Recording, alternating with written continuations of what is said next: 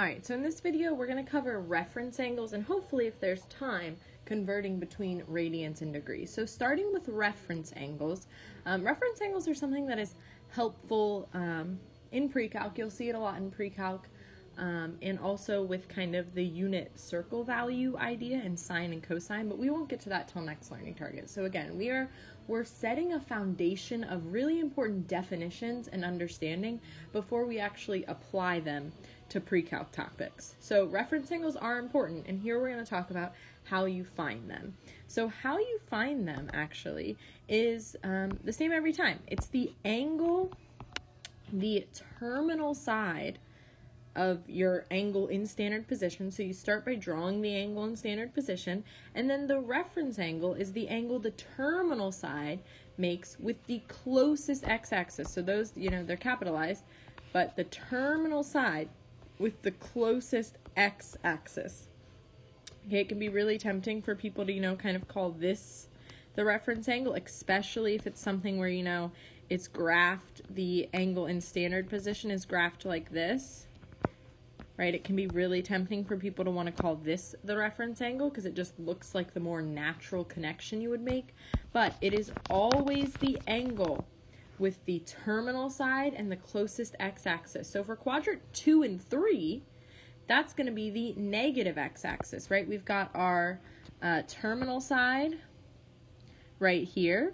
The closest x-axis is the negative x-axis, so this distance right here would be the reference angle.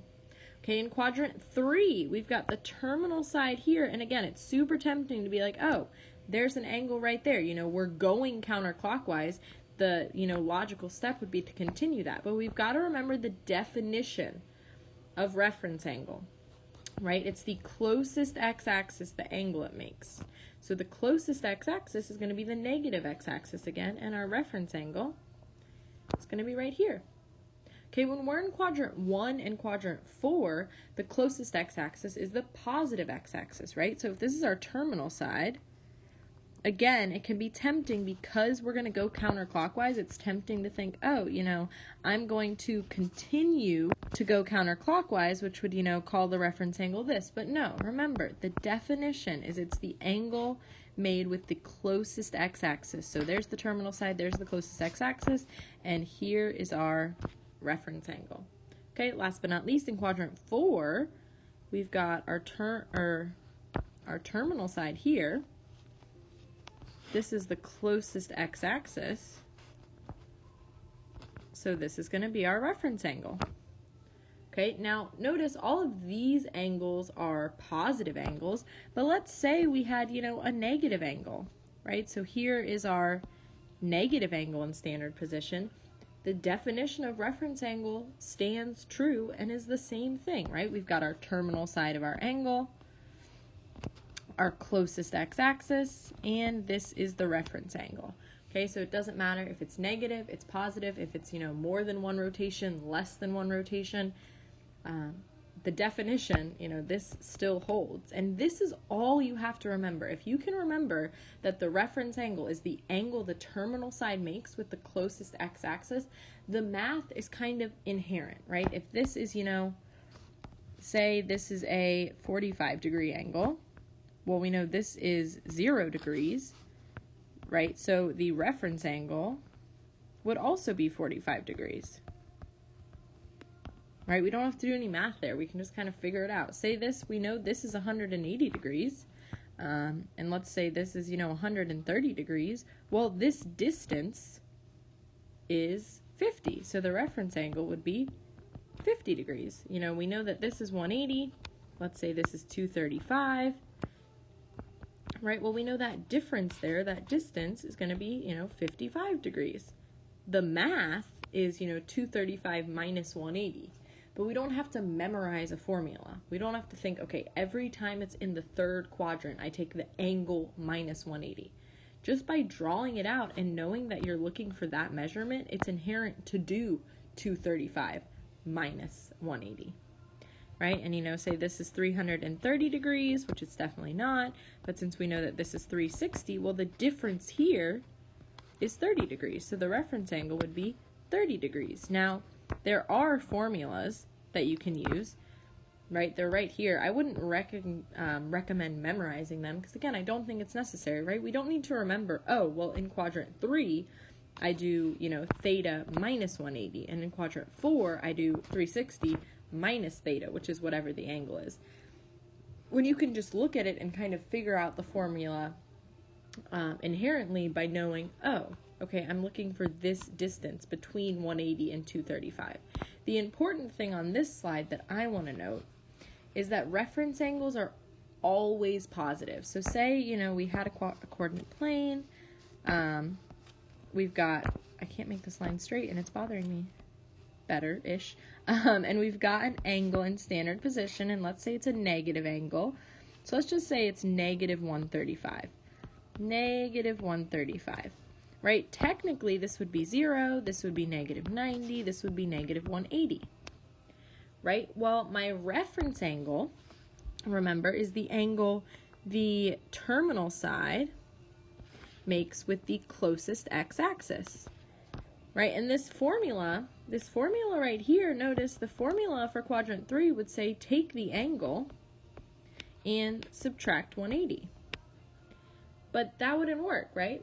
That would give me like negative 315. That's not a reference angle. One, it's not positive, but let's also, something else to note is that your reference angle, it's always between, it's not only always positive, but it's always either between, let's call it theta r, right? Theta sub r for reference angle. It's always between 90 degrees or between 0 and pi over 2. Right? That doesn't mean it's actually like in that quadrant. It's not in quadrant 1. But think about it. If you're taking an angle in the closest x-axis, there's no way for it to be over 90 degrees. Right? There's no way, because for it to be over 90 degrees, we'd have to go to a farther away x-axis. Okay, so that's also something to note. It should never be greater than 90 degrees, and it should never be less than 0, because it should never be negative. Okay, so again, I wouldn't memorize these formulas because you can just see, oh, if this is negative 135, I'm just looking for this distance. So it'd actually be easier to do 180 minus 135 in your head, which would give us a reference angle of 45 degrees. Okay, which the formula did not give us. The formula gave us negative 315. Let's do some examples of reference angle. Okay, so the first thing I like to do when I'm finding the reference angle is kind of label the axes, just like we did when we were graphing in standard position. So since this is in degrees, I'm going to label in degrees. And since it is negative, I'm going to label clockwise. So we've got 0, it's a bad 0, 0 degrees, negative 90 degrees, negative 180 degrees, negative 270 degrees.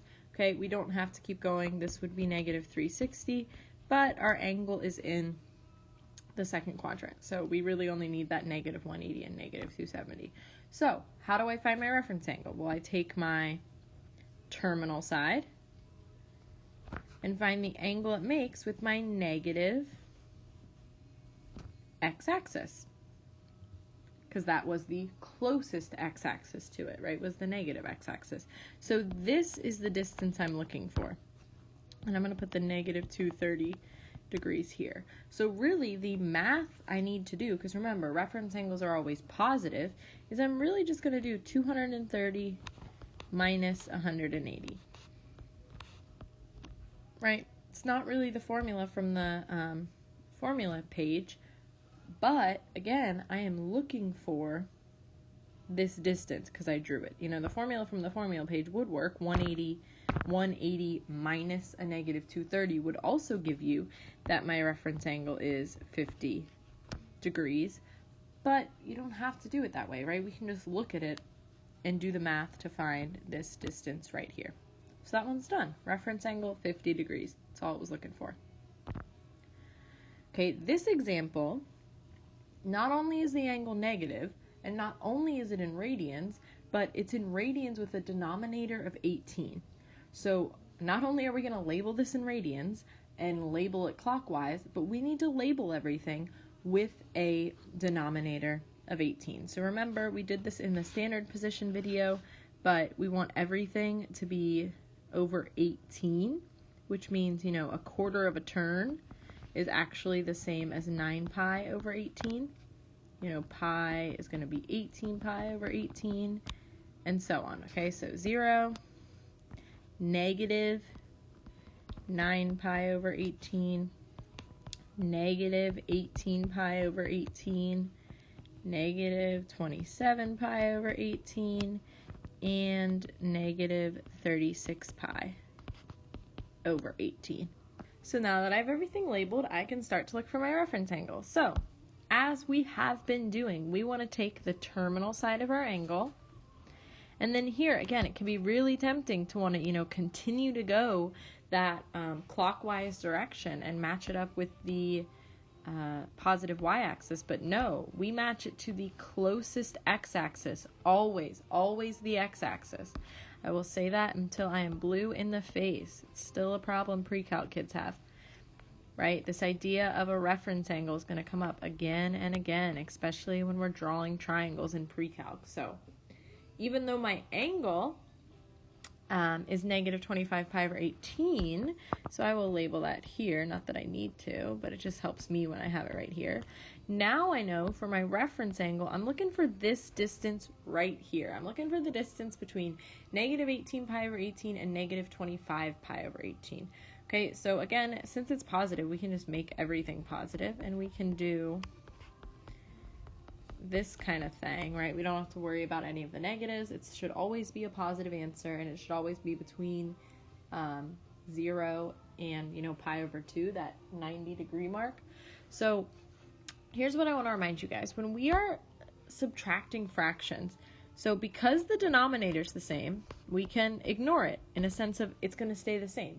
Right? With fractions, when you're subtracting and adding, so long as you have a common denominator, the denominator, it stays the same. And then in the numerator, well, we can kind of think of, now, pi is a number.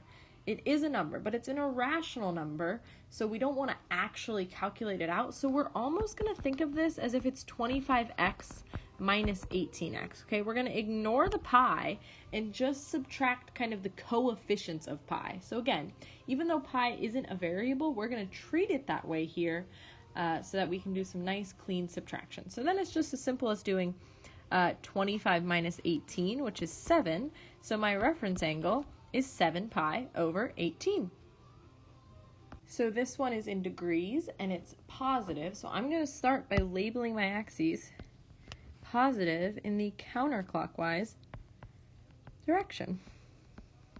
But then notice, once I go once around, well, we've got some problems here because we have nothing to do with 640 yet, right? So we have to keep labeling. We have to keep, you know, adding 90 every quarter turn.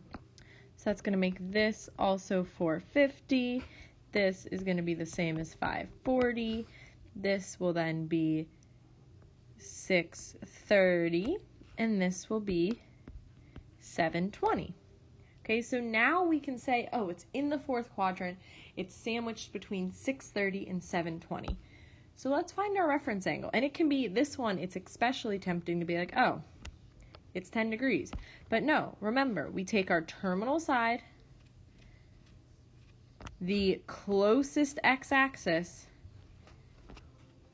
and that's the angle we're looking for, right? So if I were to have kept going and gone fully around, that would have been a 720 degree angle, but I only went 640. So the way I'm going to find this one is by doing 720 minus 640, which is 80.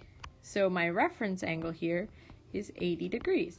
Right? Remember, it always has to be between 0 and 90. So even though technically, you know, one way around is 360, we can't just do 360, you know, minus 640. We have to sandwich it between numbers that it's actually between. So we kept labeling till we got 630 and 720. Then the closest x-axis is going to be this direction, so 80 degrees is going to be my reference angle. Let's do one more example. Okay, this one is negative again. It's also over 18, so we can kind of quickly go through the steps that maybe took us a little longer on the other one, right? I'm labeling clockwise because it's negative, and I'm labeling all my sides in terms of being over 18 so that I can do a nice comparison. And we can see that this is in the first quadrant. So we take our terminal side. The closest x-axis in the first quadrant is the positive x-axis. Okay, so I'm looking for this angle, and this angle is going to be, well, this is negative 27 pi over 18. This right here is negative 36 pi over 18, so the distance between them is going to be, let's see, oh, it's not negative 27, sorry, that's why I was confused. I was like, that doesn't work. This is negative 29 pi over 18. Now we can see, because I was like, the distance between them is, 9. But now it's pretty clear to see, this distance is 2, which would make this distance 7. So my reference angle is also, was my other one 7 pi over 18? Huh. Also 7 pi over 18. Just a coincidence there. Okay, but again, the way you could mathematically find it, if you, wanted a way, the actual subtraction you could do is, 36 pi over 18 minus 29 pi over 18. 36 minus 29 is 7, and then the pi and the 18 stay consistent. Okay, so that's the last example for reference angles. I'm actually going to make a separate video for converting from radians to degrees, just so they're in separate things. But yeah, I hope that helps with your homework. And if you have any questions, please shoot me an email, and I will do my best to get back to you.